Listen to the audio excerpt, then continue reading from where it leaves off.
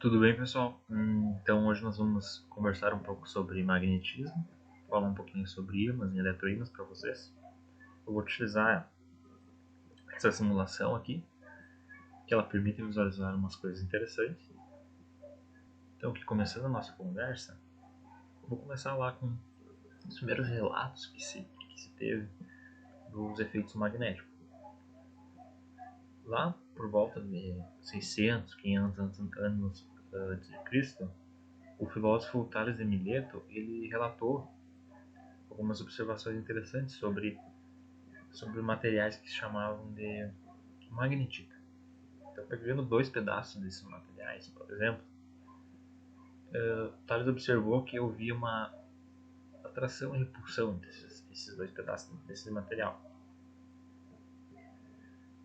Isso é muito similar com o que a gente, com os ímãs que é uma coisa de certa forma comum nas nossas vidas. Né? A gente sabe que a gente pegar dois pedaços de ímã, eles podem se atrair ou repelir, certo? E isso é similar ao que já vocês estudaram nas aulas anteriores, no tópico de eletrostática. A gente sabe, se a gente pega duas partículas, por exemplo, um próton e um elétron, ocorre uma atração entre eles, né? devido, à, devido à força elétrica. E, caso a gente pegue dois elétrons, ocorre uma repulsão. Né? Então, isso é similar aqui no estudo do magnetismo. Então, primeiro aqui, uma das primeiras coisas que é importante ressaltar nos ímãs é que eles têm polaridade. Certo? O que isso significa? Isso significa que existem duas regiões distintas ali no ímã, que a gente chama de polo sul e polo norte. E outra coisa muito interessante é que e é um pouco contraintuitiva, né? Que é se, por exemplo, a gente dividisse um ímã no meio, esse ímã aqui que aparece na simulação. Ali, a letra S aqui representa o polo sul e o N aqui o polo norte. Se eu dividir bem no meio isso aqui, a gente teria de esperar, pelo senso comum, de que haveria eu dividiria o polo sul e o polo norte, certo? Teria um pedaço que seria só o polo sul e um pedaço que seria só o polo norte. Bem, mas não é o que acontece. Né? O que acontece, na verdade, é que quando eu divido no meio, em vez de eu ter somente um polo sul, eu vou ter um polo sul e um polo norte. E o polo norte que eu pensei que só teria um polo norte, eu também vou ter um polo sul e um polo norte. Então não tem como tu ter um ímã com somente um polo sul ou um polo norte. Sempre há essa polaridade norte-sul, certo? E a atração e repulsão, no caso do estudo da eletrostática, dependia da carga, certo? Por exemplo, o próton, carga positiva e o elétron, carga negativa, certo? Nesse caso, ocorre uma atração. E aqui, dá para se fazer uma analogia no estudo do magnetismo. Quando eu tenho, por exemplo, vamos imaginar dois ímãs, e eu tenho o polo sul e o polo norte, certo? Se eu aproximar o polo norte do polo norte dos dois ímãs, vai ocorrer uma interação de repulsão. Agora, se eu pegar o polo norte e aproximar do polo sul, vai ocorrer uma atração, interação de atração, certo? Bem, isso é uma das primeiras coisas assim, que se nota nos ímãs. Bem, e no caso do elétron e do próton, o que fazia com que essa interação essa interação de atração, né? Era o campo elétrico que se gerava e que, consequentemente, gerava uma força elétrica. Então, a partir dessa força elétrica, tem uma interação entre o próton, elétron e a atração. E no caso aqui do ímã, a gente tem que o ímã ele gera um campo magnético, certo? Esse campo magnético vai resultar numa força magnética. E isso, dependendo ali da polaridade, os materiais, os ímãs, por exemplo, eles vão se atrair ou se repelir, certo? Então, isso é uma das primeiras coisas que a gente pode notar. Agora o que a simulação permite ver aqui, ó. E no canto direito superior aqui eu posso mexer na intensidade do campo magnético.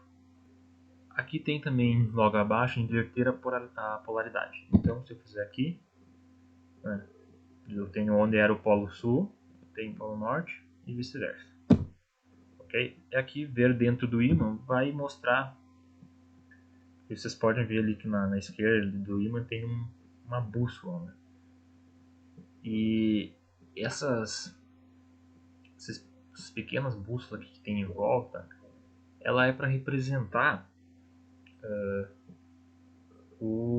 as linhas de campo magnético, que é algo que nós vamos conversar um pouco depois. Mas, por exemplo, aqui, ó, só para vocês compreenderem um pouco da simulação. Essa bússola aqui, a parte vermelha aqui, ela é o polo norte, tá? E a parte branca é o polo sul. Como vocês podem ver aqui, nessas pequenas bússolas que tem em volta do ímã, eu tenho aqui justamente, se tivesse uma pequena bússola ali, na parte norte, está apontada para a parte sul do ímã, né, como a gente tinha conversado. E também tem outros recursos aqui, como mostrar um medidor de campo.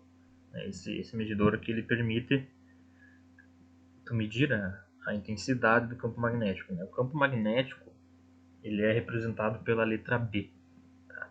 Que é uma grandeza vetorial. Aqui, no caso, ó, o que a gente observa? Aqui eu tenho nesse ponto aqui que o campo magnético está em 1. A grandeza a unidade do campo magnético ela é medida em Gauss. Tá? Então é o que esse G aqui no lado ele representa. Mais adiante a gente vai discutir o que é o campo magnético, então enquanto vocês não precisam se tentar tanto esses detalhes. Bem, aqui eu tenho essa intensidade. Se eu aproximar, é meio... Né, a gente espera que vai aumentar o campo magnético, a intensidade. Né? E é o que acontece.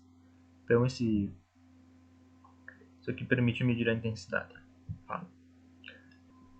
E aqui tem o recurso mostrar o planeta Terra, certo? Por que aparece isso aqui, né? Porque é o planeta Terra. Né? A gente sabe que a Terra tem um campo magnético, certo? E isso é interessante, por exemplo, vocês entenderem como é que funciona a bússola. O que a gente observa, por exemplo, aqui, então a gente colocou aqui o planeta Terra, tá? Se eu pegar a bússola aqui e colocar aqui, ó, vocês podem observar que dentro aqui do planeta Terra eu tenho como se fosse um grande ímã, né? Com o polo sul do ímã no polo norte geográfico da Terra, ou seja, na orientação norte a gente tem o polo sul do campo magnético da Terra, certo?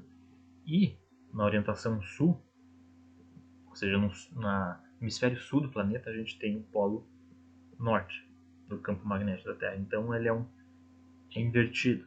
Tá? E o que acontece, por exemplo, se a gente quer se localizar, né, pela bússola, o que ela faz? É que eu tenho que a bússola aqui, o polo norte, então da bússola, que é essa parte vermelha, ela vai apontar em direção ao polo sul, né, como a gente tinha visto ali, como conversei com vocês agora há pouco sobre essa propriedade. Então, se eu pego a bússola aqui e aqui ela está apontando para o polo norte geográfico da Terra, onde fica o polo sul do campo magnético, certo? Então acho que sobre ímã seria mais ou menos isso, não tem muito o que aprofundar. Nos próximos vídeos a gente vai abordar o campo magnético, como que surge o campo magnético, né? Da onde que vem isso. Né? E a gente vai ver que a gente pode relacionar, na verdade o campo magnético ele surge de uma propriedade dos elétrons. Tá? Então, a gente pode relacionar o que a gente observa com o mundo atômico. Agora, né, para finalizar aqui, eu vou conversar um pouquinho com vocês sobre os eletroímãs, que é outra coisa que a simulação aqui permite trabalhar. Bem, o eletroímã ele é quando tu cria um campo magnético a partir da corrente elétrica, certo? Porque isso a gente vai ver mais adiante, né? Existe uma lei que diz, né, que pode-se basicamente, a grosso modo, pode-se gerar campo magnético a partir da corrente elétrica e vice-versa, certo? Então, o eletroímã, a base do funcionamento dele é esse, né? A diferença entre eletroímã e ímã é isso. Que o eletroímã tu gera campo magnético através de uma corrente elétrica. Então, num material, um eletroímã, né, o que a gente tem normalmente um material ferromagnético, que é algo que nós vamos conversar nos próximos vídeos também, né? Os diferentes tipos de materiais magnéticos. Então, normalmente tem um material ferromagnético e em volta dele eu tenho um conjunto de espiras, certo? E eu tenho uma fonte de tensão, tá? Que é o que está representado aqui na simulação. Aqui vocês podem ver, ó, que eu tenho uma fonte de tensão e aqui eu posso, né, alterar os valores a intensidade dessa. Aqui eu tenho 10 volts, os valores entre 1 e 10, certo? Outra coisa que a gente pode ver aqui no campo superior direito é que eu posso alterar o número de espiras, né? Que eu tenho, então eu posso ter a opção de 1 a 4, certo? Aqui essas bolinhas azuis aqui são, né, para representar, né, uma representação dos elétrons, que eu posso aqui deixar sem ou deixar com. Aqui eu também tem a fonte de tensão, ela pode ser com corrente alternada também, mas isso para nós não vai interessar aqui, vamos deixar aqui. Então vamos conversar um pouquinho sobre o eletroímã. Bem, eu acabei de falar para vocês que que ele gera campo magnético através da corrente elétrica. Esse é o princípio, esse é o funcionamento, é o princípio básico do funcionamento do eletroímã. Algumas coisas que a gente pode observar é que vamos pegar aqui o medidor de campo, tá? Vou deixar nesse ponto aqui. E está me dando que a intensidade do campo magnético é de 2,4 Gauss. Tá? Agora, o que acontece se eu diminuir o número de espiras? Será que tem alguma relação da intensidade do campo magnético com o número de espiras? Vou deixar em 1 aqui. Eu tinha uma intensidade de 2,4, agora eu tenho uma intensidade de 0,6 Gauss. Então, o número de espiras vai influenciar na intensidade do campo magnético que vai ser gerado. Ok? Outra coisa também que a gente pode fazer é inverter o sentido da corrente. Tá? Então, invertendo o sentido. Vamos observar uma coisa aqui. Eu tenho essa bússola aqui, certo? Aqui a parte vermelha ela é o polo norte, né? Então, basicamente aqui no eletroímã que eu teria, vamos dizer assim, o polo sul do eletroímã. Então agora eu posso inverter o sentido da corrente quando eu faço isso aqui na simulação. O que aconteceu? Observando a bússola eu vi que inverteu a polaridade. Então agora quem teria o que seria, digamos, o polo sul do eletroímã. Então essa é outra coisa que é interessante ressaltar. Então pessoal, sobre ímã e eletroímã basicamente era isso. Não tem muito mais o que abordar. Nos próximos vídeos então a gente vai ver sobre como surge o campo magnético, né? Da onde ele vem, os diferentes tipos de materiais magnéticos, algumas propriedades, e depois em outros vídeos a gente vai discutir a definição de campo magnético, tá? E tratar algumas propriedades do campo magnético, certo? Então esse vídeo seria basicamente sobre isso.